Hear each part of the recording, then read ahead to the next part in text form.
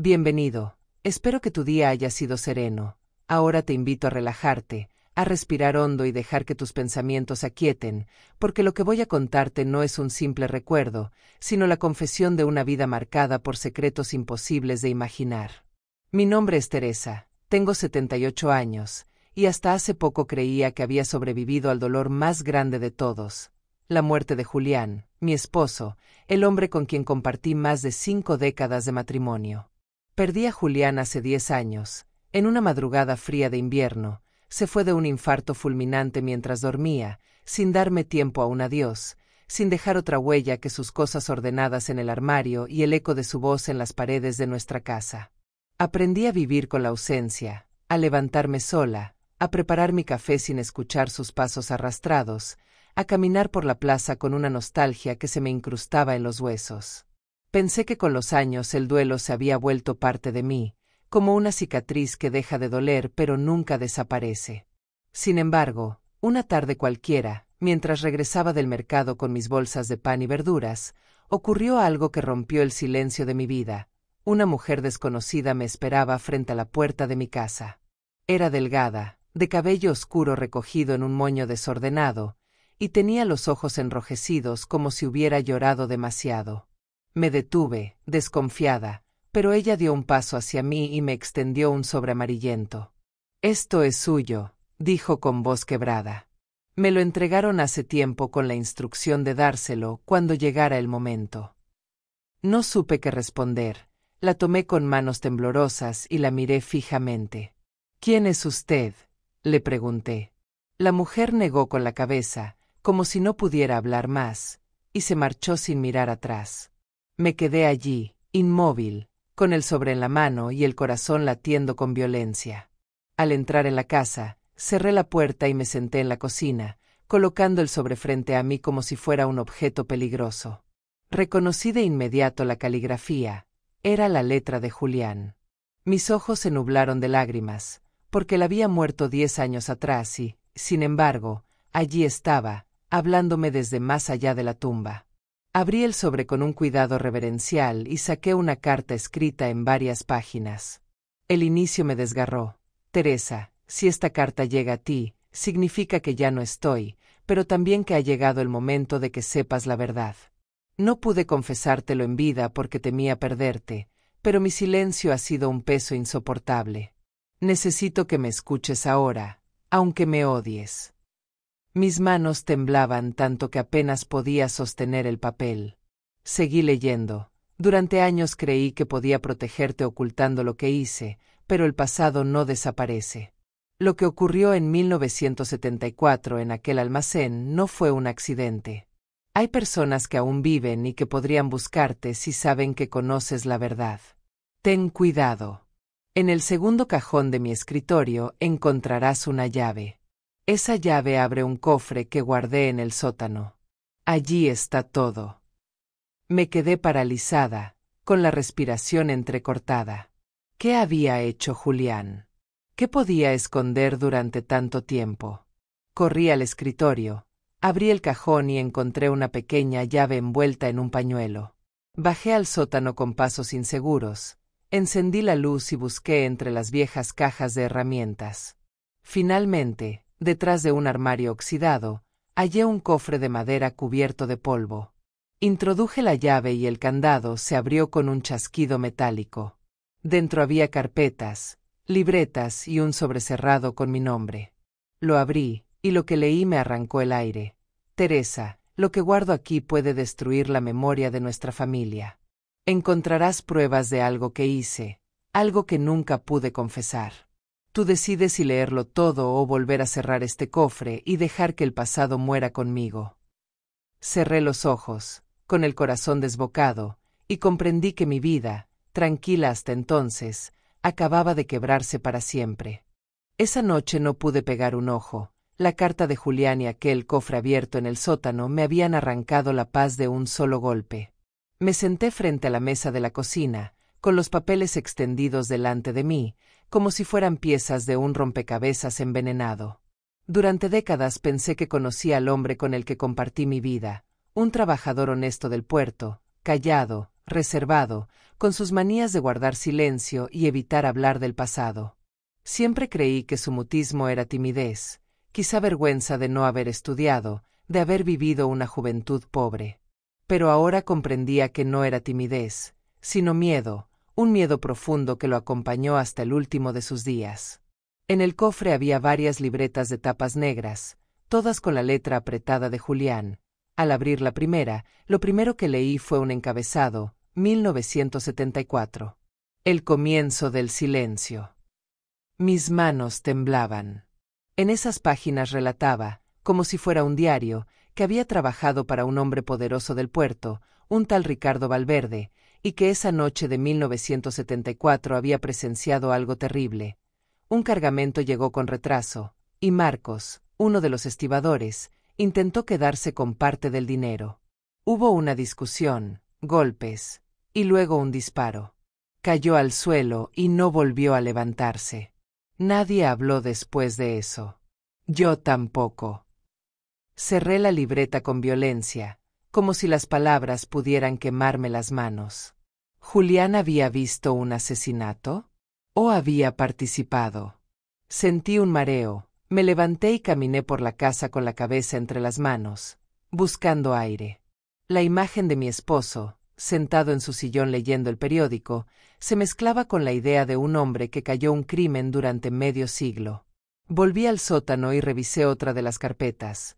Dentro había recortes de periódico de la época, con titulares sobre desapariciones en el puerto y estibador no regresa a casa. En una foto borrosa, reconocí a Marcos, el hombre mencionado en el diario. El estómago se me revolvió, sentí ganas de vomitar. Guardé todo de nuevo en el cofre, lo cerré y subí tambaleándome las escaleras. Al llegar a la sala, me desplomé en la mecedora y rompí a llorar. Pensé en mis hijos, en mis nietos.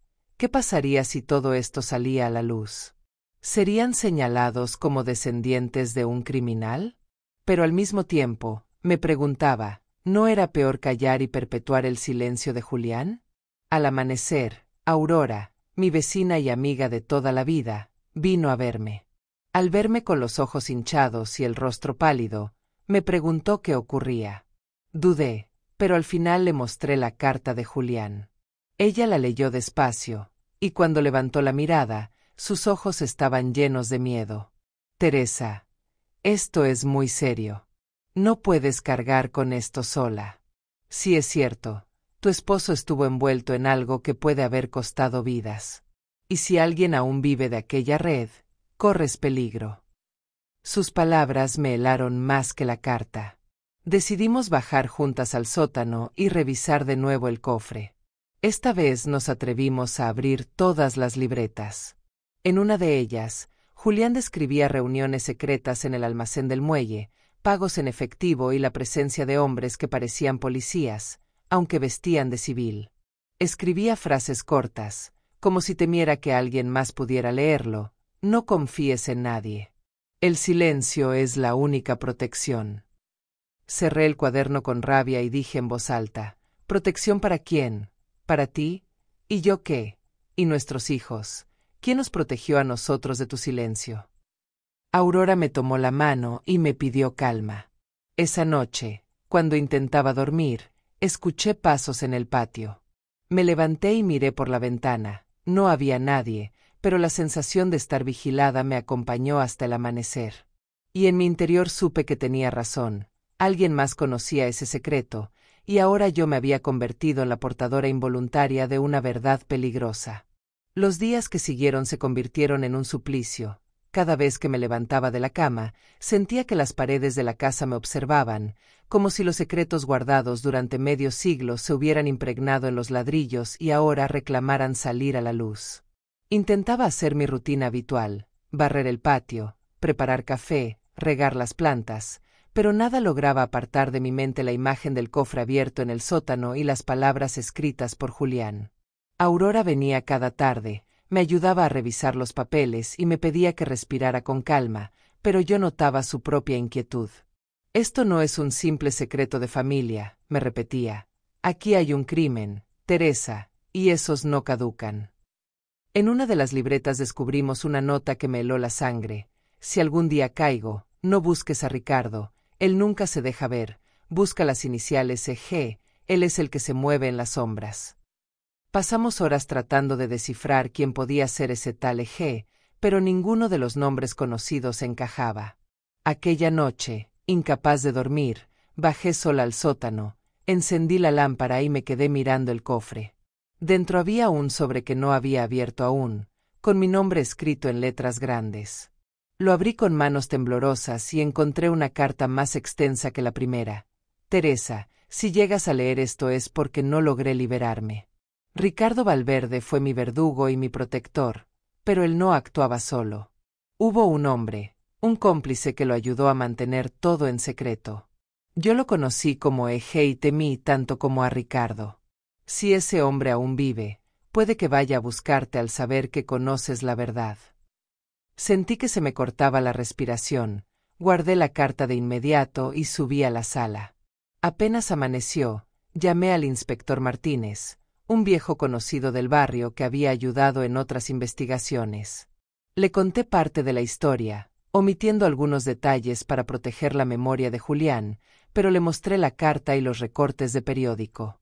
El inspector escuchó en silencio, con el ceño fruncido, y finalmente me dijo: «Doña Teresa, si esto es real, usted está en peligro. Esa red del puerto nunca se desmanteló del todo, solo se escondió. Y si alguien sabe que usted tiene pruebas, no dudará en intimidarla». Me aconsejó que saliera del pueblo unos días, pero me negué. «Aquí viví toda mi vida», le respondí, «aquí enterré a mi esposo, aquí quiero seguir». Esa misma tarde, al volver de la iglesia, encontré un sobre en el portón. Dentro había una sola hoja con letras recortadas de revista: «No abras más cajas». Mis manos comenzaron a temblar y el papel cayó al suelo. Aurora, al leerlo, se llevó la mano al pecho y susurró: «Ya saben que lo descubriste». Esa noche me encerré en mi habitación, con el cofre junto a la cama, y escribí en mi cuaderno: «Julián, me dejaste una verdad que me rompe el alma, pero que también me da fuerza. No huiré, no callaré. Si debo enfrentar a tus fantasmas, lo haré». Y mientras escribía esas palabras, escuché un ruido seco en el patio, como si algo hubiera caído. Corrí a la ventana y vi un objeto brillando bajo la luz de la luna. Bajé con cautela y lo recogí. Era un casquillo de bala. No había disparos, no había heridos, solo aquel casquillo frío como un recordatorio de que estaba siendo observada. Lo guardé en el cajón de mi mesa de noche y comprendí, con una certeza que me heló hasta los huesos, que la guerra de Julián ahora era también la mía. El casquillo de bala que encontré en el patio se convirtió en una presencia constante en mi mente. Lo guardé en el cajón de la mesa de noche, pero cada vez que intentaba dormir lo sentía como un ojo abierto vigilándome, recordándome que no estaba sola, que cada paso mío era observado por alguien que prefería mantener el silencio intacto. Durante los días siguientes, Aurora insistió en que fuera a la policía con todo el cofre, pero yo dudaba. Temía que al entregar esos papeles, los nombres que allí aparecían se hicieran públicos y mi familia quedara manchada para siempre. Sin embargo, sabía que callar me ponía en mayor peligro. Una tarde decidí revisar nuevamente las libretas, convencida de que había detalles que se me escapaban. En una de las páginas, Julián escribió con letras apresuradas: «Ricardo nunca aparecía en los registros, siempre usaba intermediarios. El más fiel fue Eje, un hombre de confianza que conocía cada movimiento. Él fue quien limpió la escena aquella noche». Leí esa frase una y otra vez, hasta que las letras se me grabaron en la memoria. ¿Era posible que Eje hubiera estado en mi casa, dejando el casquillo como advertencia? Esa noche, al cenar con Aurora, le conté mis sospechas. Ella palideció y dijo: «Si es cierto, entonces no estás sola en esta historia, sigues envuelta en la misma red que atrapó a Julián». Me estremecí al escucharla. Al día siguiente, el inspector Martínez vino a verme. Traía un gesto sombrío. «Doña Teresa», me dijo, «anoche intentaron incendiar uno de los almacenes viejos del muelle. Todo apunta a que querían destruir pruebas. ¿Tiene usted algo más que no me haya mostrado? Dudé, pero finalmente lo llevé al sótano y le enseñé el cofre con todas las libretas y recortes.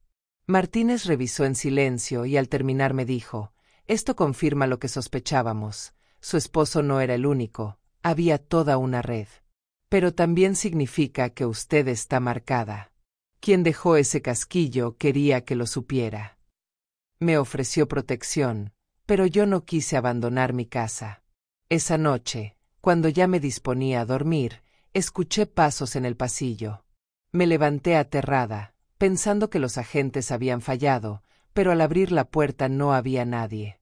Solo encontré un sobre en el suelo. Lo recogí con las manos temblorosas. Dentro había una foto tomada hacía apenas 2 días. Yo y Aurora entrando a la iglesia. En el reverso, escrito con tinta roja, decía: «No sigas leyendo». Sentí que me faltaba el aire. El enemigo no solo me observaba desde la distancia, estaba lo suficientemente cerca como para capturar cada instante de mi vida. Esa madrugada no cerré los ojos. Me senté en la sala, con la pistola de Julián sobre la mesa y el cofre abierto frente a mí, y comprendí que ya no había vuelta atrás. El silencio que él cargó ahora me pertenecía a mí, y sería yo quien decidiría si terminar enterrada junto con él o romper de una vez las cadenas de medio siglo. El día después de recibir aquella fotografía con la advertencia escrita en tinta roja amaneció gris y pesado, como si incluso el cielo cargara con el mismo secreto que me oprimía el pecho. Intenté desayunar, pero cada sorbo de café sabía a ceniza, y cada sonido de la calle me parecía un presagio de desgracia.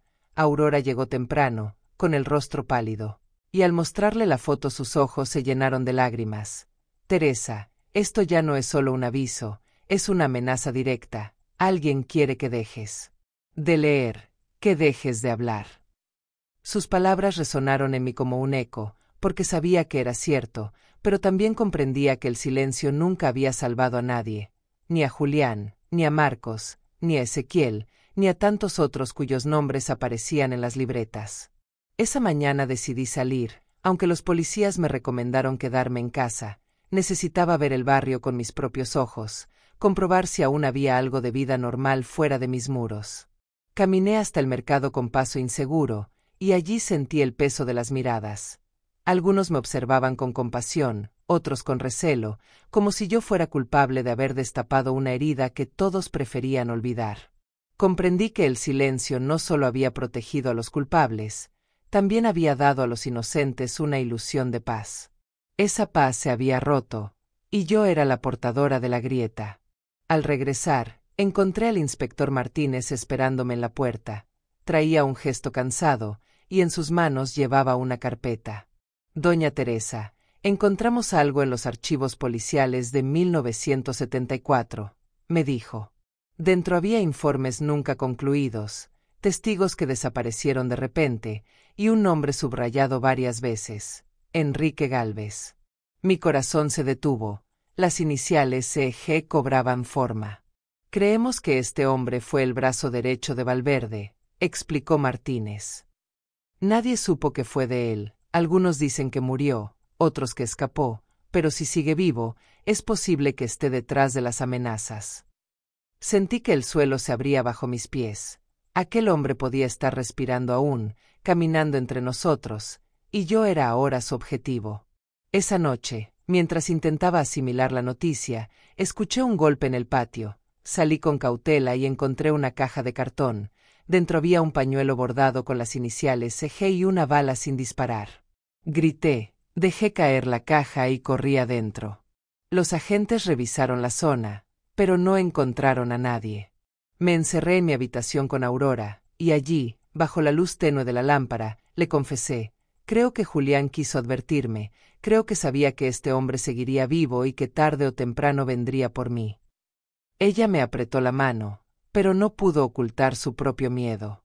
Esa madrugada escribí otra vez en mi cuaderno: «Si mañana no despierto, que sepan que la verdad estaba aquí, en mis manos, en las libretas de Julián, en los nombres que aún viven».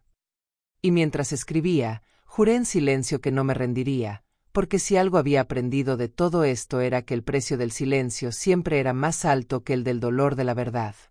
El hallazgo de aquel pañuelo con las iniciales EG y la bala sin disparar marcó un punto de no retorno. Comprendí que Enrique Gálvez no era un fantasma del pasado, sino una presencia viva, cercana, que jugaba con mi miedo como un gato juega con un ratón.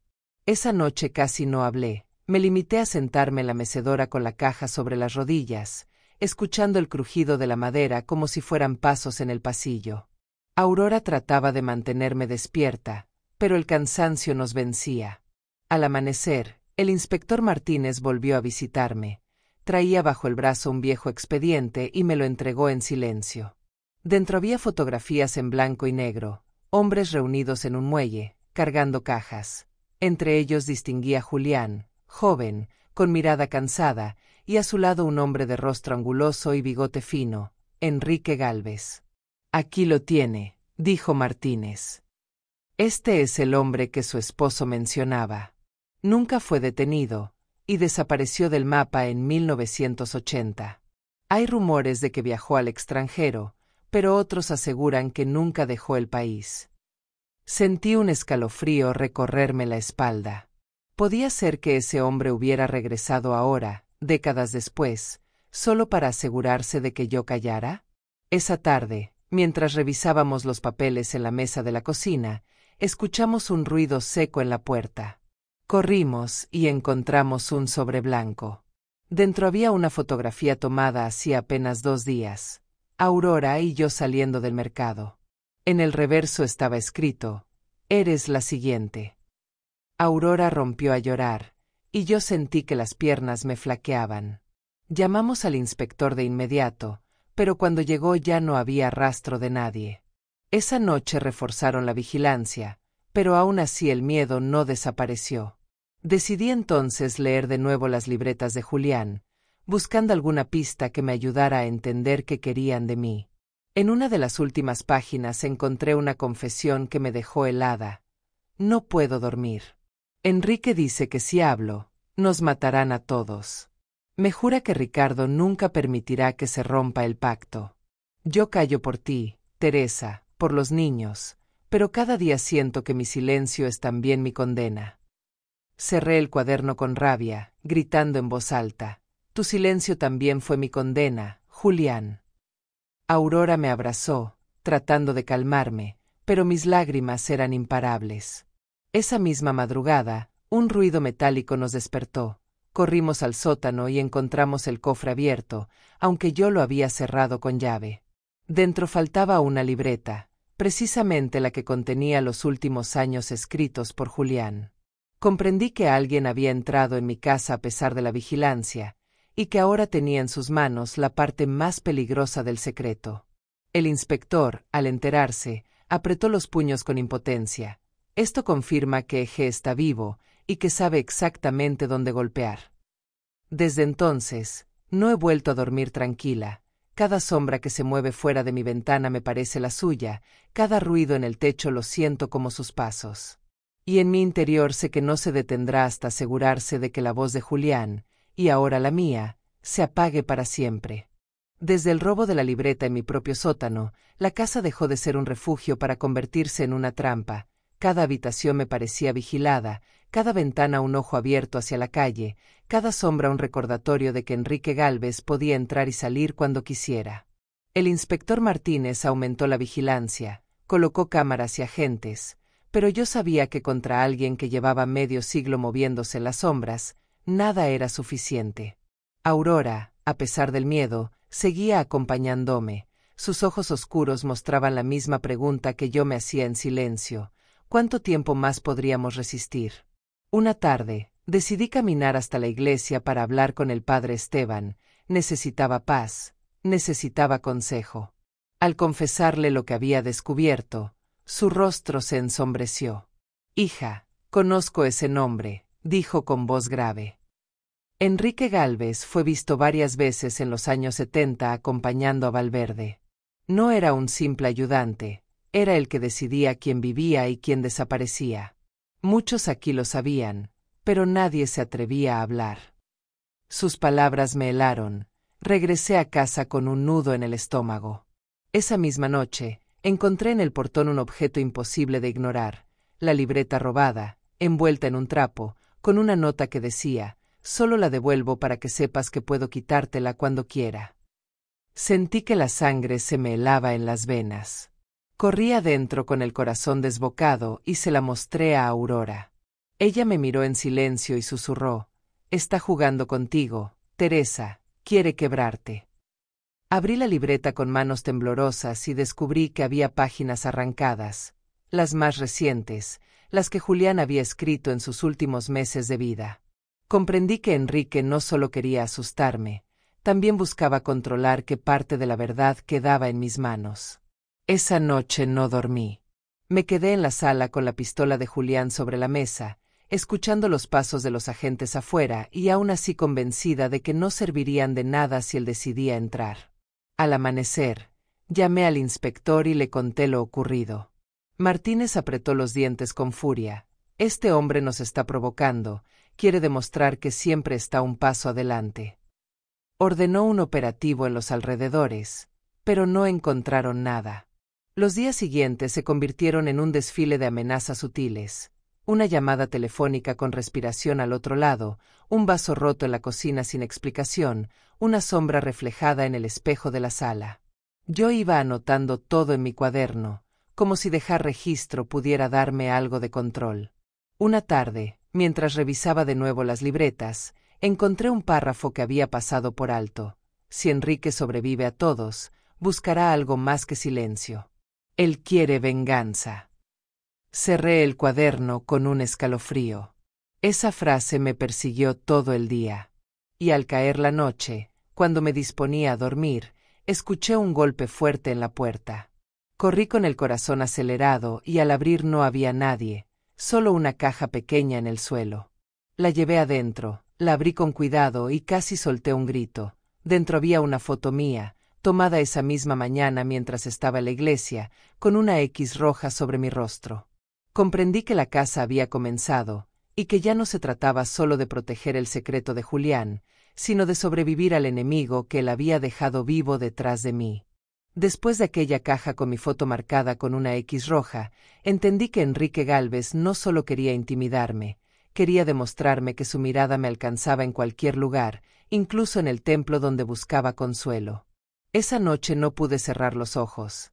Me quedé en la sala con la lámpara encendida, escribiendo en mi cuaderno cada detalle de las amenazas, como si al ponerlo en palabras pudiera exorcizar el miedo. Aurora se quedó conmigo, pero la noté más frágil que nunca. En medio de la madrugada rompió a llorar y me dijo: «Teresa, temo que un día ya no amanezcamos. Este hombre no se detendrá». Sus palabras me desgarraron, porque yo también lo sabía, aunque me negaba a rendirme. Al día siguiente, el inspector Martínez llegó con novedades. Habían rastreado una llamada proveniente de un teléfono público en las afueras del barrio. «No es mucho, pero confirma que Gálvez está aquí, cerca», dijo. Le pedí que no me ocultara nada, que prefería enfrentar la verdad de frente antes que seguir en la oscuridad. Martínez suspiró y me confesó que varios testigos antiguos habían empezado a desaparecer o a retractarse, como si alguien los estuviera visitando y presionando. «Este hombre aún tiene poder, aunque pasen los años», añadió. Aquella tarde, decidí volver a leer las cartas de Julián. En una de ellas, escrita con letra temblorosa, decía: «Si Enrique sigue vivo, él no busca dinero ni silencio, busca mi destrucción, y quizá la tuya también». Me estremecí al leerlo, porque comprendí que mi esposo sabía que el peligro podía alcanzarme incluso después de muerto. Esa misma noche ocurrió algo que me confirmó lo peor. Mientras los agentes vigilaban fuera, alguien logró cortar la electricidad de la casa. La oscuridad fue absoluta. Aurora gritó y yo corrí a buscar la pistola de Julián. Desde el patio se escuchaban pasos, lentos, calculados. Me quedé de pie en el pasillo, apuntando hacia la puerta, con el corazón desbocado.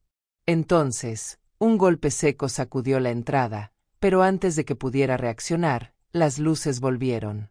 Los agentes entraron corriendo, pero no encontraron a nadie, solo un nuevo sobreclavado en la madera de la puerta con un cuchillo oxidado. Dentro había un mensaje breve: «Cada vez más cerca». Los policías revisaron todo el perímetro, pero era inútil. Enrique sabía cómo moverse, cómo burlar cualquier vigilancia. Pasé el resto de la noche sentada en la mecedora, con los ojos fijos en la puerta, repitiéndome que no debía quebrarme. Al amanecer, mientras trataba de recomponerme, recibí una visita inesperada. Un hombre mayor, con bastón, que se presentó como un antiguo trabajador del puerto. Me dijo que conocía a Julián y a Enrique en aquellos años, y que tenía algo que contarme. Lo hice pasar, temblando. Se sentó en la cocina y, con voz cansada, me confesó: su esposo no fue el peor. Enrique disfrutaba del miedo, lo alimentaba. Julián cayó por miedo, pero Enrique mandaba por placer. Y si aún está vivo, no descansará hasta verlo todo destruido. Antes de irse, me entregó una foto vieja. En ella aparecían Julián y Enrique juntos, jóvenes, sonriendo frente a un barco. La guardé en el cofre con el resto de las pruebas, aunque sabía que cada hallazgo me hundía más en la pesadilla. Esa tarde, escribí en mi cuaderno: ya no temo tanto la muerte como el silencio. Si me toca caer, que sea gritando la verdad. Y con esa certeza, aunque el miedo me devoraba, comprendí que mi única salida era seguir adelante, incluso si el precio era mi vida. Los días que siguieron al apagón y a la amenaza clavada en mi puerta se volvieron insoportables. Ya no distinguía entre el ruido del viento y los pasos de un intruso, entre el crujido de la madera y el eco de mi propio corazón. Aurora, agotada, empezó a enfermarse, y aunque intentaba ocultarlo, yo veía en sus manos el temblor constante de quien ya no soporta tanta tensión. Le pedí que se alejara un tiempo, que regresara a su casa, pero ella se negó. Si te dejo ahora, Teresa, será como entregarte sola a ese hombre. Sus palabras me dieron fuerzas, pero también culpa, porque sabía que estaba arrastrándola a un peligro que no merecía. El inspector Martínez reforzó la custodia con más hombres, aunque me confesó en privado que temía que hubiera filtraciones. Gálvez siempre tuvo contactos dentro. Doña Teresa, no podemos confiar ni en los uniformes. Aquella frase me heló. Una tarde, mientras revisaba una de las libretas de Julián en busca de pistas, encontré un párrafo que había pasado por alto. Enrique decía que no necesitaba dinero, decía que el verdadero poder era ver cómo los demás se destruían solos con el miedo. Cerré el cuaderno con rabia, porque comprendí que todo lo que estaba viviendo era exactamente eso, un juego perverso en el que mi miedo era su victoria. Esa misma noche ocurrió algo peor. Alrededor de la medianoche, los agentes escucharon un ruido en el patio y salieron a revisar.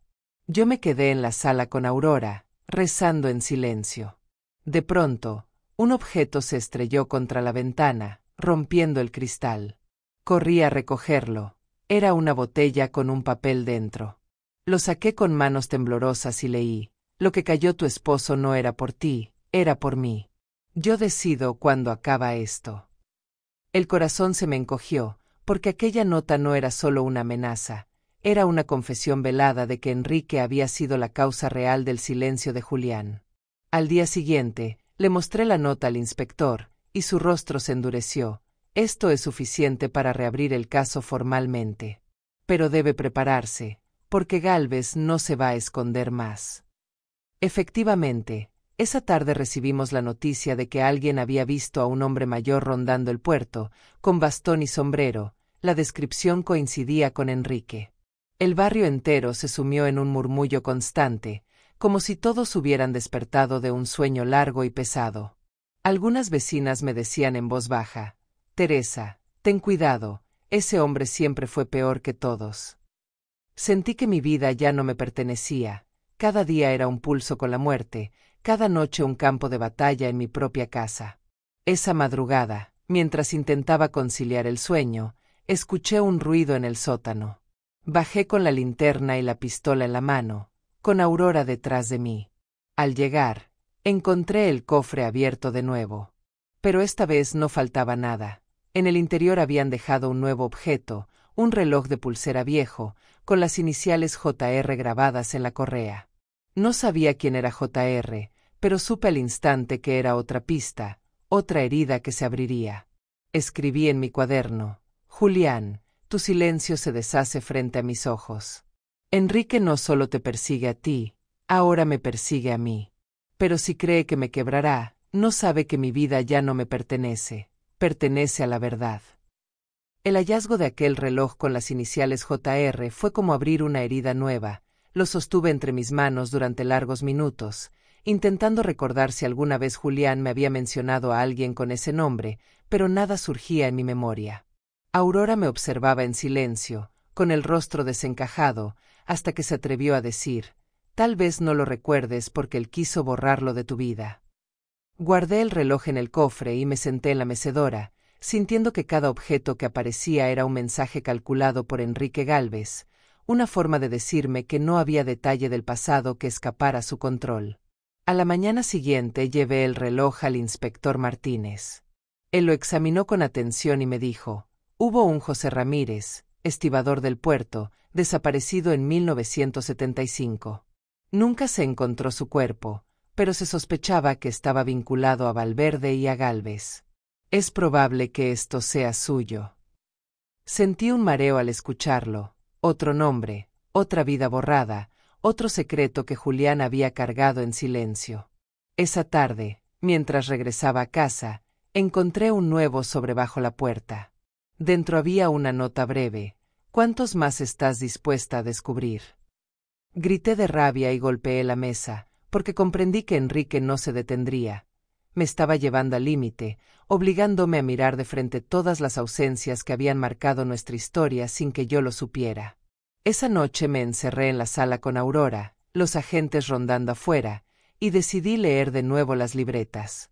En una de ellas, Julián escribió: «José fue el único que intentó hablar, y Enrique se encargó de silenciarlo. Nunca olvidaré sus ojos, suplicando que dijera la verdad. Callé. Ese día dejé de ser yo». Lloré como nunca, porque esa confesión revelaba no solo la culpa de mi esposo, sino también la magnitud del poder de Enrique. Aurora me abrazó y me dijo: «Teresa, tu esposo no fue inocente, pero tampoco fue libre. Ese hombre lo destruyó». Asentí entre lágrimas, porque en el fondo lo sabía. Julián me había amado, pero me había condenado con su silencio. Al amanecer, el inspector vino con noticias. Habían identificado a un hombre mayor rondando el cementerio, y todo indicaba que era Gálvez. «Se esconde en lugares donde sabe que la memoria pesa», dijo. Sentí un escalofrío, porque el cementerio era el sitio donde Julián había escrito que aún quedaban secretos enterrados. Esa misma tarde, decidí ir con Aurora y 2 agentes. Caminamos entre las tumbas hasta llegar a un rincón apartado, y allí encontramos la tierra removida. Cavamos con cuidado y descubrimos una caja metálica oxidada.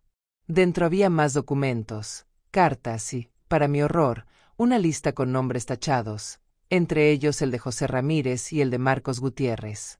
Al final de la lista, con tinta roja, estaba escrito mi propio nombre: Teresa. Me desplomé de rodillas, sintiendo que la tierra se abría bajo mí. Los agentes me ayudaron a levantarme y me llevaron a casa, pero esa noche no pude dormir. Me quedé en vela, con el cuaderno abierto frente a mí, escribiendo una sola frase una y otra vez: «Él quiere terminar lo que empezó». Y al repetirlo, comprendí que Enrique Gálvez no solo me estaba amenazando, me estaba anunciando que el final se acercaba. El hallazgo de mi propio nombre escrito en aquella lista fue un golpe que me dejó sin aliento. Nunca antes había sentido tan claramente la cercanía de la muerte.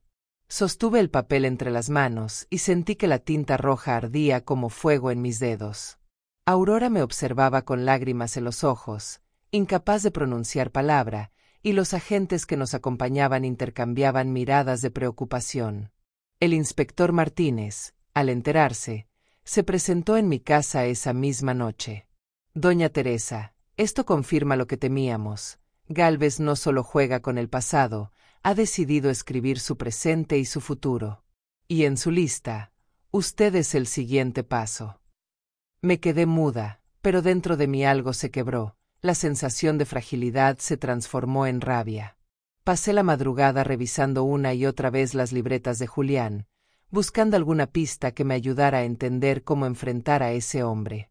En una de las páginas más arrugadas encontré una nota que parecía escrita con prisa. Si algún día Teresa lee esto, dile que no confíe en las paredes.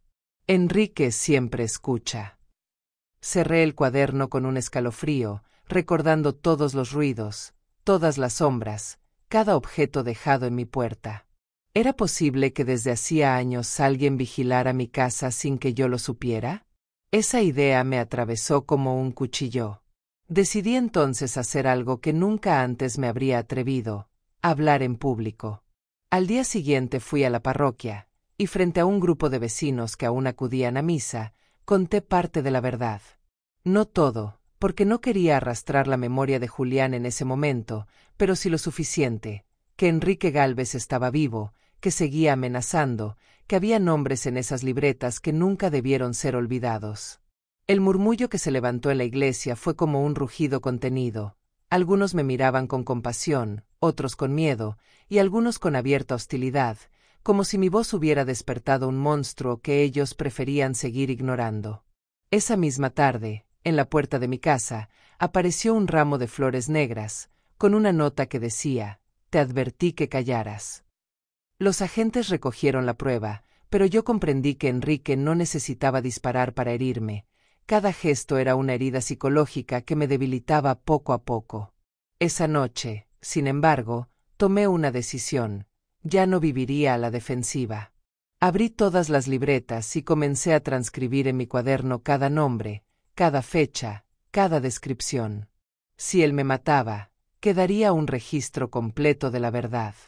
Aurora, al verme escribir con furia, me dijo: «Teresa, si esto es tu guerra, yo estaré contigo hasta el final». Lloré al escucharla, porque sabía que la estaba arrastrando conmigo. Al amanecer, mientras tomábamos café, escuchamos un ruido en el portón. Salimos y encontramos otra caja. Dentro había un viejo rosario partido y una nota que decía: «Reza, porque pronto lo necesitarás». Sentí que las piernas me flaqueaban, pero al mismo tiempo una voz interior me decía que no debía detenerme. Escribí en mi cuaderno: «Julián cayó por miedo. Yo hablaré por rabia». Y en ese instante supe que el final de esta historia se acercaba inexorable, como una tormenta que ya no se puede contener. El rosario partido con aquella nota fue la gota que terminó de convencerme de que Enrique Gálvez no se detendría jamás. No importaban las patrullas ni las herraduras, él encontraba la forma de atravesar cada muro y dejarme un mensaje que calaba más profundo que cualquier disparo. Esa noche no dormí. Me quedé en la sala con la pistola de Julián sobre la mesa, observando la llama de una vela como si en ella pudiera encontrar respuestas. Aurora, agotada, se recostó en el sillón, y yo la cubrí con una manta, sintiendo una culpa inmensa por arrastrarla a este abismo. Cuando amaneció, el inspector Martínez regresó con gesto adusto. «Doña Teresa», dijo, «recibimos información de un testigo que asegura haber visto a Gálvez reunido con 2 hombres en las afueras del pueblo. Si es cierto, no está actuando solo». Esa noticia me heló, porque significaba que la red no había desaparecido, que aún había cómplices vivos sosteniendo su sombra. Le pedí al inspector que me mostrara los informes y allí, entre los nombres mencionados, reconocí uno que aparecía en las libretas de Julián: Tomás Herrera. Recordaba vagamente a ese hombre, un trabajador del puerto que desapareció de golpe en los 80, pero según el informe seguía vivo, oculto bajo otra identidad. «Quizá Enrique lo mantiene cerca como su último soldado», murmuró Martínez. Esa tarde, decidí volver al sótano para revisar cada rincón, convencida de que aún quedaba algo escondido. Entre las maderas del armario encontré una cajita metálica diminuta, envuelta en un pañuelo. Dentro había una llave y un papel amarillento donde Julián había escrito: «Si algún día decides continuar, busca el almacén 12 del puerto. Allí enterramos lo que nadie debía ver». Sentí que el aire me faltaba. La respuesta estaba allí, en el mismo lugar donde todo comenzó hace medio siglo. Mostré la nota al inspector y él organizó de inmediato una operación. Al caer la noche, nos dirigimos al puerto con un grupo de agentes. El almacén 12 estaba abandonado, con el techo caído y las paredes cubiertas de óxido. Entramos con linternas y avanzamos entre cajas podridas. En el fondo, bajo una lona vieja, encontramos una trampilla cerrada con candado. La llave encajó perfectamente. Bajamos por una escalera metálica y descubrimos un sótano húmedo. El olor era insoportable. En una esquina había 3 ataúdes improvisados, hechos con madera barata. Los agentes los abrieron y confirmaron lo que temíamos: restos humanos. Entre ellos, una cadena con las iniciales JR que coincidía con el reloj que me habían dejado. Sentí un mareo y tuve que apoyarme en Aurora, que lloraba en silencio. En otra caja había documentos empapados, pero aún legibles: registros de pagos, listas de cargamentos, nombres de policías y políticos. El inspector los recogió con guantes y dijo: «Con esto podemos hundirlo definitivamente». Pero yo no podía alegrarme. Lo único que veía eran los fantasmas que Julián cargó en silencio y que ahora me perseguían a mí. Al regresar a casa, encontré la puerta entreabierta. Entramos con cautela, y en la mesa de la cocina había una sola vela encendida y una nota: «No debiste abrir el almacén». La vela iluminaba la pared, y allí, con carbón, alguien había escrito mi nombre en letras enormes. Sentí un frío que me atravesó los huesos. Esa noche escribí en mi cuaderno: «Ya no temo la verdad, temo el precio». Y sé que Enrique no parará hasta cobrárselo. Después de aquella noche en que encontramos los cuerpos en el almacén 12 y hallamos la amenaza escrita con carbón en mi propia pared, supe que el límite entre pasado y presente había desaparecido. Los muertos de 1974 respiraban otra vez en cada rincón de mi casa, y Enrique Gálvez seguía moviendo los hilos como si el tiempo no hubiera pasado. El inspector Martínez estaba cada vez más tenso. Me confesó que varios de los documentos recuperados del sótano vinculaban a figuras políticas que aún ocupaban cargos importantes, lo que significaba que la red de silencio seguía viva en las esferas más altas. «Doña Teresa», me dijo, «si usted continúa, no solo se enfrentará a Gálvez, sino a quienes han vivido décadas protegidos por este pacto. ¿Está dispuesta a cargar con eso?». Yo lo miré a los ojos y le respondí: «No tengo elección. Julián me lo dejó en las manos, y yo no voy a callar». Esa noche, Aurora me ayudó a organizar las libretas y los documentos en carpetas, pero mientras lo hacíamos escuchamos un golpe seco en el patio. Los agentes salieron de inmediato, pero no encontraron nada salvo una caja pequeña. Dentro había un crucifijo roto y otra nota: «Tu tiempo se acaba». Aurora rompió a llorar y yo sentí que me faltaba el aire, pero al mismo tiempo algo en mi interior se endureció. Decidí entonces que no seguiría siendo una espectadora del juego de Enrique. Al día siguiente pedí hablar en el juzgado y entregué copias de todos los documentos hallados. La prensa se enteró y en cuestión de horas mi nombre apareció en titulares: «La viuda que desafía medio siglo de silencio». El barrio entero estalló en rumores. Algunos me miraban con admiración, otros con odio, convencidos de que había traído desgracia al sacar a la luz lo que todos preferían enterrar. Mis hijos, abrumados, dejaron de visitarme, temiendo por la seguridad de mis nietos. Esa soledad me dolía más que cualquier amenaza, pero me aferraba a la idea de que la verdad debía ser dicha. Una tarde, mientras regresaba de la iglesia, un coche negro se detuvo a mi lado. La ventana se bajó lentamente y una voz grave me dijo: «Está firmando su sentencia». El coche arrancó antes de que los agentes pudieran reaccionar. Esa noche, escribí en mi cuaderno: «Si mi nombre está en la lista, que así sea. Pero no me iré en silencio». El inspector me confesó entonces algo que me dejó helada: «Tenemos indicios de que Enrique no está solo. Hay al menos 2 hombres jóvenes que lo acompañan, quizá hijos de los antiguos cómplices. Esto ya no es solo un viejo que busca venganza, es una herencia de violencia». Comprendí que la historia se repetía, que el ciclo del silencio se transmitía de generación en generación. Esa madrugada, al bajar al sótano, encontré el cofre abierto una vez más. Dentro no había documentos ni objetos, solo un espejo pequeño con una frase escrita en su superficie: «Mírate, tú eres la siguiente».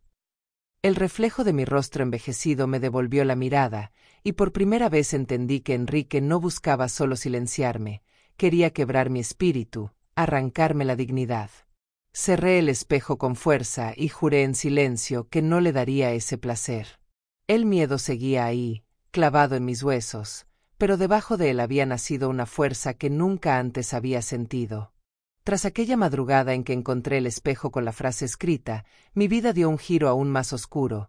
Cada vez que me miraba en cualquier reflejo, sentía que Enrique Gálvez estaba al otro lado, observándome con esos ojos fríos que nunca había visto en persona, pero que podía imaginar a la perfección gracias a las fotos viejas del puerto. Empecé a cubrir los espejos de la casa con telas, como si al ocultar mi reflejo pudiera protegerme de él. Aurora me observaba con preocupación, pero no me juzgaba. Ella misma había comenzado a tener pesadillas, despertando sobresaltada en su propia casa, convencida de que alguien la vigilaba desde la ventana. El inspector Martínez insistía en que me trasladara a otra ciudad bajo protección, pero yo me negaba una y otra vez. Si huyo, le doy la razón. Si callo, repito el silencio de Julián. Y ya no puedo vivir con eso. Aquella semana, la prensa publicó un reportaje extenso con los documentos que entregamos al juzgado. Aparecieron nombres de empresarios, políticos y policías que en los 70 y 80 habían trabajado de la mano con Valverde y Gálvez. El escándalo fue enorme, pero también aumentó mi peligro. Una tarde, mientras organizaba las libretas, escuché un ruido en el techo. Subí con cautela y encontré una caja pequeña envuelta en un paño. Dentro había mechones de cabello gris y una nota: «Ya no tienes tiempo». Sentí que me faltaba el aire. Corrí a mostrarlo al inspector y él me miró con gravedad. «Este hombre está obsesionado, doña Teresa. Ya no se trata solo de callarla, quiere quebrarla psicológicamente antes de acabar con usted». Esa noche recé con más fuerza que nunca, pidiendo valor para soportar lo que aún venía. Al día siguiente, Martínez me llevó a reconocer un lugar donde, según un informante, Gálvez había sido visto. Era una casa en ruinas en las afueras del pueblo. Al entrar, encontramos paredes cubiertas de recortes de periódicos con mi foto, frases escritas con pintura roja y, en el centro de la sala, un maniquí vestido con ropa de mujer, con un espejo en la cara. En el espejo estaba escrito: «Así terminarás». El inspector ordenó recoger todo como evidencia, pero yo sabía que aquello no era el escondite final, sino una puesta en escena para intimidarme. Regresé a casa más decidida que nunca. Esa misma noche comencé a escribir mi testimonio completo, desde la primera carta de Julián hasta la última amenaza, con la intención de que, si me pasaba algo, al menos quedara un registro. Aurora se quedó dormida en la silla, pero yo seguí escribiendo hasta que amaneció. Cuando levanté la vista, vi que la ventana estaba abierta, aunque yo la había cerrado. En el alféizar había un nuevo objeto, una bala disparada, aplastada contra el metal, como una advertencia de que el próximo disparo sería real.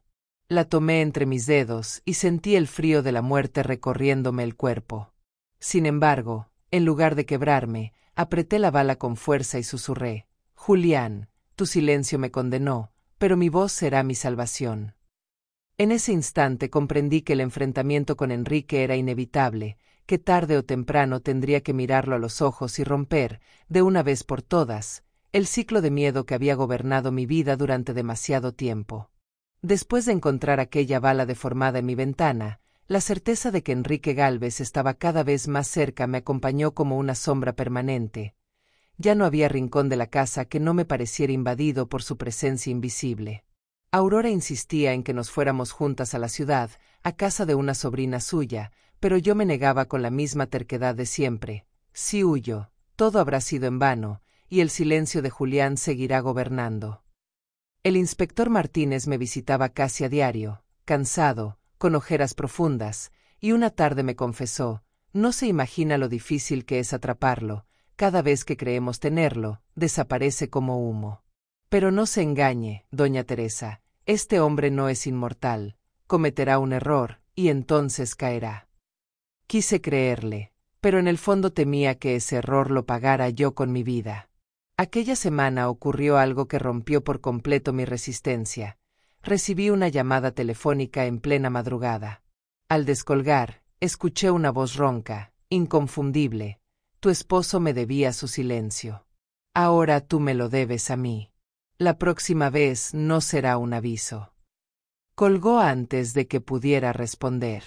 Aurora corrió a mi lado al escucharme gritar, y juntas nos quedamos abrazadas, temblando hasta el amanecer.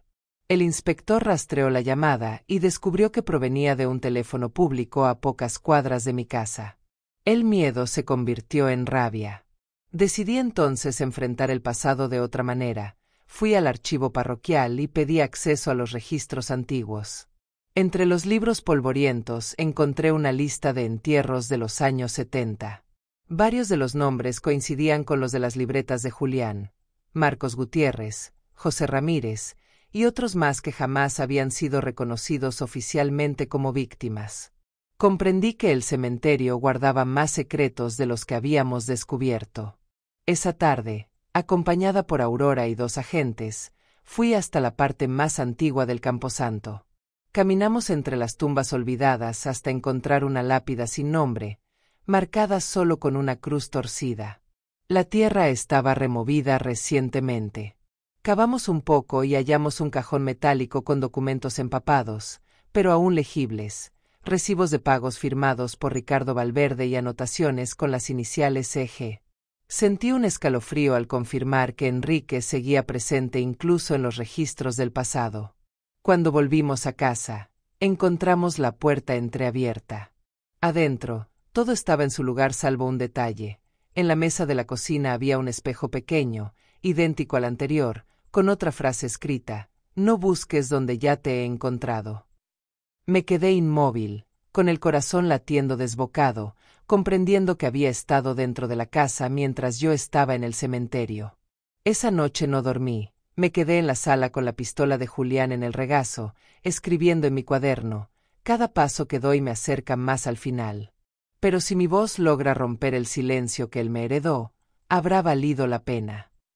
Y con esa convicción, aunque el miedo me devoraba por dentro, supe que estaba lista para el enfrentamiento inevitable que se avecinaba. La noche posterior al hallazgo de aquel espejo en mi cocina fue la más larga de mi vida.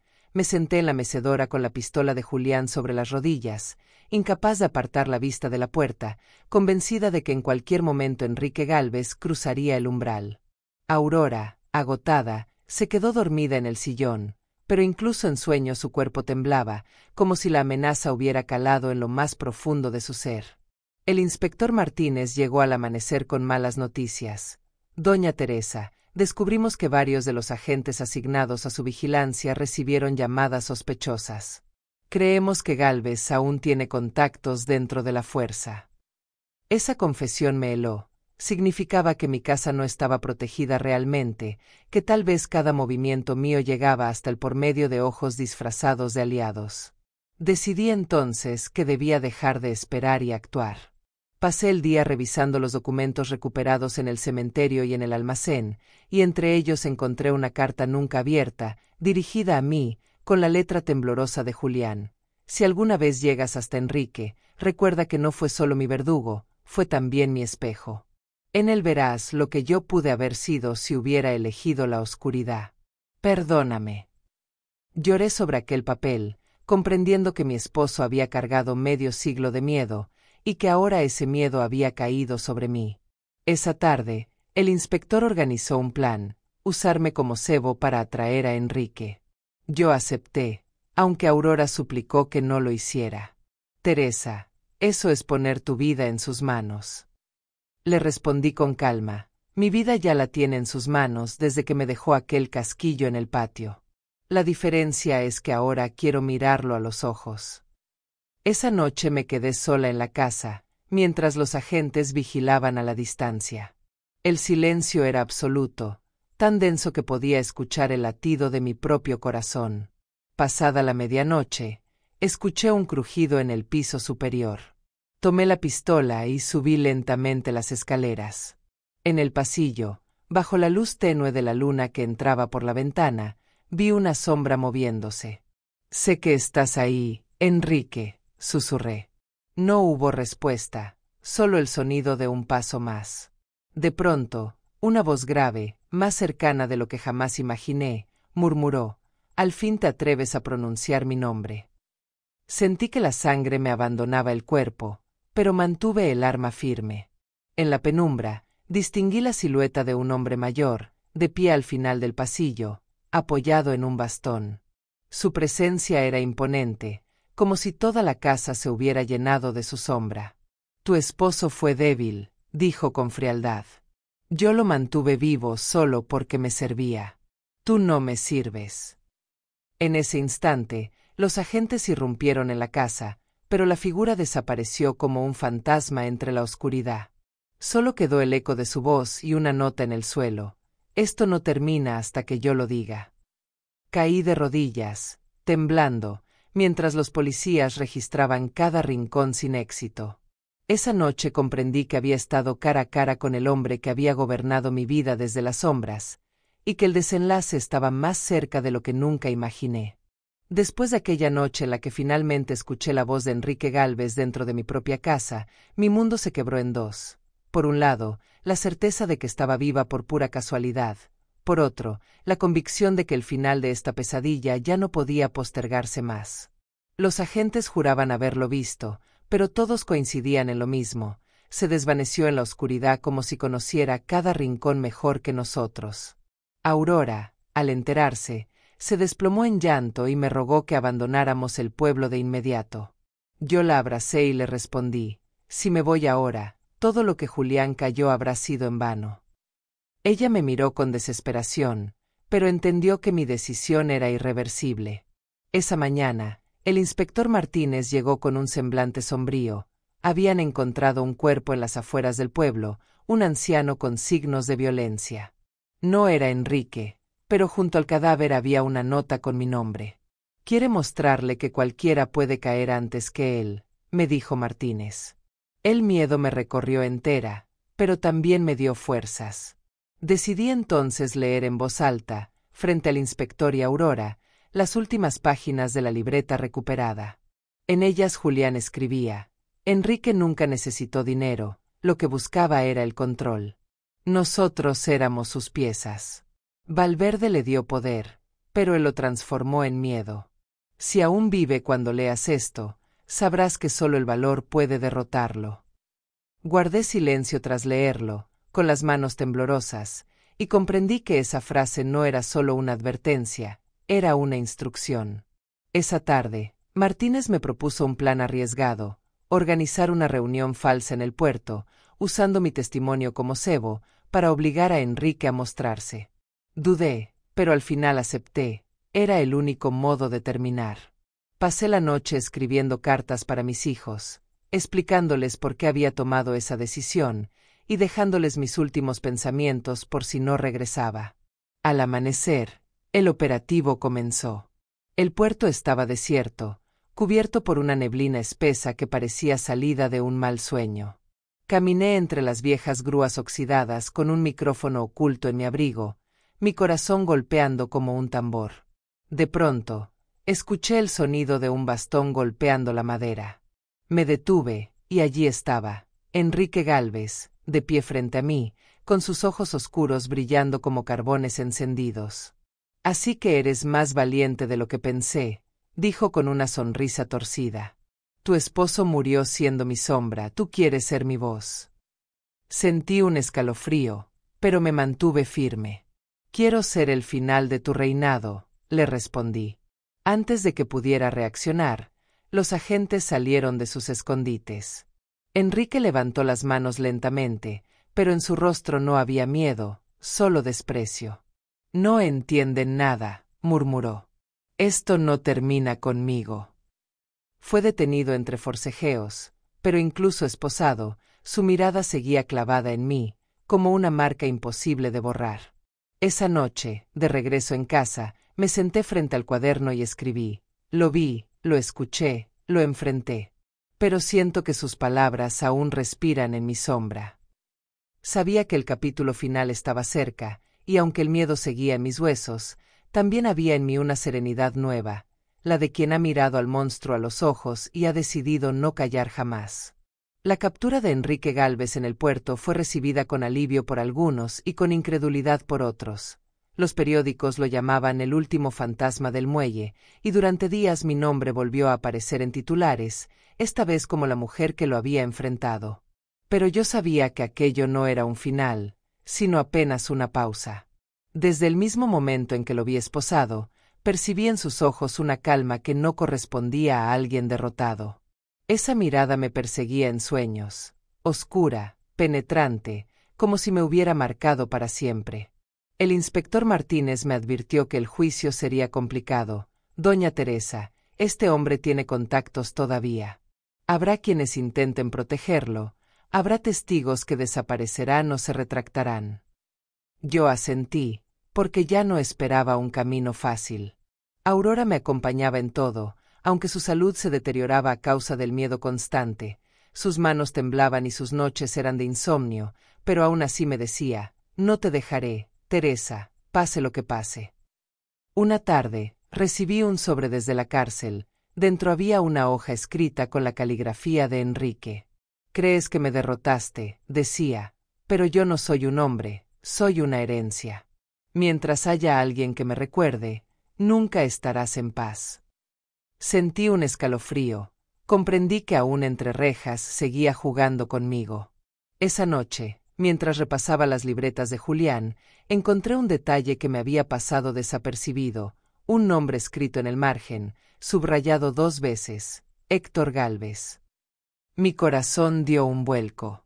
¿Un hijo? ¿Un sobrino? ¿Un sucesor? Llamé al inspector y le mostré la página. Él suspiró y me dijo, temíamos esto. Enrique no está solo, hay un hombre más joven, posiblemente su hijo, que ha estado moviéndose en las sombras. Sentí que el suelo se abría bajo mis pies. ¿Era eso lo que Enrique quería decir cuando habló de ser una herencia? Esa misma semana comenzaron a llegar nuevas amenazas, más violentas. Una noche, al volver de la iglesia, encontré la puerta de mi casa abierta y en la sala un mensaje pintado en la pared. La sangre llama a la sangre. Los agentes no encontraron rastro de intrusos, pero yo sabía que era una advertencia directa. Martínez decidió entonces trasladarme temporalmente a una casa segura, pero incluso allí recibí un nuevo sobre con una foto, Aurora y yo caminando por la plaza, tomada apenas un día antes. Comprendí que no había lugar seguro, que la sombra de los Gálvez se extendía más allá de cualquier muro. Esa noche, escribí en mi cuaderno, enfrenté al padre, pero ahora el hijo reclama su lugar. ¿Cuántas generaciones más llevará este silencio maldito? No dormí. Al amanecer, miré el espejo cubierto en mi habitación y, por un instante, tuve el impulso de destaparlo. No lo hice.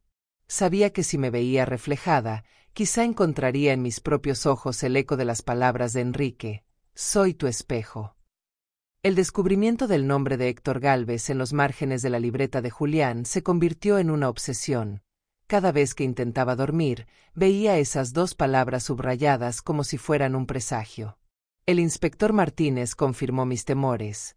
No sabemos con certeza quién es, pero todo apunta a que se trata del hijo de Enrique. Algunos informantes aseguran que estuvo viviendo en el extranjero y que regresó hace poco. Esa noticia me heló. Significaba que la sombra no se extinguía con el encarcelamiento del padre, que había una nueva generación dispuesta a continuar con el legado del miedo. Aurora, al enterarse, se derrumbó en llanto. «Teresa, esto no tiene fin, siempre habrá alguien más». La abracé, pero en mi interior sentía lo mismo. Sin embargo, también comprendí que callar no era opción, ya había llegado demasiado lejos. Días después, la confirmación llegó de la manera más cruel. Una mañana, en la puerta de mi casa apareció una caja de madera. Dentro había una foto en color, más reciente, un hombre joven, de mirada fría, sosteniendo un bastón similar al de Enrique. En el reverso estaba escrito, «Héctor». Grité al ver aquello, porque comprendí que el hijo había tomado la posta. El inspector me pidió calma, pero yo sabía que el verdadero juicio apenas comenzaba. Esa misma tarde recibí otra carta desde la cárcel. Enrique había logrado enviármela a pesar de las restricciones. Decía, «Ahora lo entiendes». Yo soy el pasado, pero Héctor es el futuro. No puedes detener lo que ya está sembrado. Esa frase me heló, porque significaba que todo había sido planeado, incluso su captura. Esa noche, mientras intentaba escribir en mi cuaderno, escuché ruidos en el patio. Los agentes salieron de inmediato, pero no hallaron nada. Sin embargo, al amanecer, en el portón apareció pintada una frase con pintura roja: «Ella no será la última». Comprendí que Héctor no solo quería continuar el legado, quería superarlo, demostrar que podía ir más lejos que su padre. El inspector reforzó la vigilancia, pero me confesó en privado: «Este hombre es joven, calculador y cruel. No busca solo callarla, quiere convertirla en un símbolo de derrota». Esa idea me perseguía sin descanso. Una tarde, mientras Aurora y yo caminábamos hacia la iglesia, un desconocido se acercó y me entregó un sobre. Dentro había una página arrancada de una de las libretas de Julián, la misma que había desaparecido meses atrás. En ella Julián había escrito: «Si algún día lees esto, Teresa, sabrás que no pude protegerte. Enrique me dijo que su sangre no terminaría conmigo. Me advirtió que vendría un hijo, y yo no lo creí. Perdóname». Sentí que el mundo se me derrumbaba. Julián lo había sabido. Lo había escrito y lo había ocultado. Y ahora, medio siglo después, la profecía se cumplía ante mis ojos. Esa noche, con la vela encendida frente a la foto de Julián, escribí en mi cuaderno: «Si debo caer, que sea enfrentando al hijo como enfrenté al padre. No callaré. No más». El día que comenzó el juicio contra Enrique Gálvez amaneció cubierto de nubes negras, como si el cielo mismo supiera que algo definitivo iba a ocurrir. El tribunal estaba repleto: periodistas, curiosos, familiares de las víctimas, todos querían ver al hombre que había gobernado las sombras del puerto durante medio siglo. Yo me senté en la primera fila, con Aurora a mi lado y el inspector Martínez detrás, vigilando cada rincón. Cuando lo trajeron esposado, Enrique levantó la cabeza y me buscó con la mirada. No había miedo en sus ojos, solo desprecio y una calma inquietante. Durante las primeras horas escuché testimonios de otros testigos, hombres mayores que confirmaban lo que Julián había escrito en sus libretas. Cada palabra era un clavo más en el ataúd de Enrique, pero también era una puñalada en mi corazón. Revivía la culpa de mi esposo, el peso de su silencio. Finalmente llegó mi turno. Caminé hasta el estrado con las piernas temblorosas, pero cuando abrí la boca, mi voz salió firme. Relaté cómo una mujer desconocida me entregó la primera carta de Julián, cómo descubrí el cofre en el sótano, las libretas, los recortes, las amenazas, los casquillos, los espejos. Cada detalle quedó registrado, y mientras hablaba sentía que la sala entera contenía la respiración. Enrique me observaba con una sonrisa irónica, como si mis palabras no pudieran tocarlo. Al terminar, el juez pidió un receso. Salí al pasillo a tomar aire, y fue entonces cuando ocurrió lo impensable. Un joven se abrió paso entre la multitud, con un sobre en la mano. Se detuvo frente a mí y dijo con voz fría: «Soy Héctor». Los agentes reaccionaron de inmediato, pero él ya había dejado el sobre en mis manos y se había esfumado entre la gente. Lo abrí temblando y dentro había una sola frase: «La sangre no termina en los tribunales». Sentí que el suelo se abría bajo mis pies. El inspector Martínez me llevó de vuelta a la sala, pero mi mente estaba en otro lugar. Comprendía que aunque Enrique cayera, el hijo ya estaba preparado para continuar. Al caer la tarde, el juez pronunció la sentencia: cadena perpetua para Enrique Gálvez. Un murmullo recorrió la sala. Yo cerré los ojos y sentí un peso levantarse de mis hombros, aunque sabía que no era una liberación completa. Enrique, antes de ser llevado, se giró hacia mí y susurró: «Él será peor». Aquellas palabras quedaron grabadas en mi memoria. Los meses siguientes fueron extraños. El pueblo comenzó a recuperar su calma, los niños volvieron a jugar en la plaza, los vecinos dejaron de mirarme como a una portadora de desgracias. Mis hijos regresaron poco a poco, y una tarde, mi nieta pequeña me abrazó y me dijo: Abuela, eres valiente. Lloré al escucharla, porque comprendí que todo había valido la pena. Sin embargo, cada vez que salgo a la calle siento la sombra de Héctor observándome desde algún rincón. Sé que no he ganado del todo, que la guerra aún respira en las venas de quienes heredaron el silencio. Pero también sé que ya no callaré nunca más. Una noche, mientras escribía la última página de mi cuaderno, puse estas palabras: Julián, tu silencio fue mi condena, pero mi voz es ahora mi herencia. Si ellos quieren perpetuar el miedo, yo perpetuaré la verdad. Apagué la vela, cerré el cuaderno y me recosté en la mecedora. Por primera vez en mucho tiempo, sentí que, aunque el peligro seguía ahí, mi espíritu estaba en paz. Porque entendí que la dignidad no se hereda, se conquista, incluso cuando la vida se desmorona alrededor.